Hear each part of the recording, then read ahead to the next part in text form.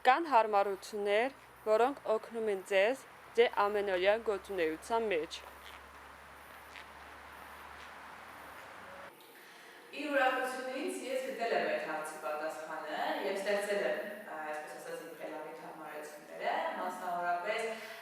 դրանցից մեկը մտքերս նախապես պիտի առնելը և հետո նոր ներկայացնելն է և պիտի հանրային խոսքով ներկայանալ և որքան է զարմանալի չհնչի, արհեստական բանականություն է դարձել իմ խելամիտ հարմարեցումը, մասնավորապես ChatGPT-ին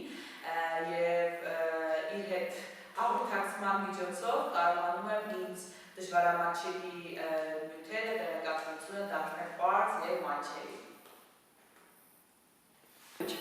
Ամենօրյա գործունեության մեջ ինձ կարող են օգնել անգամ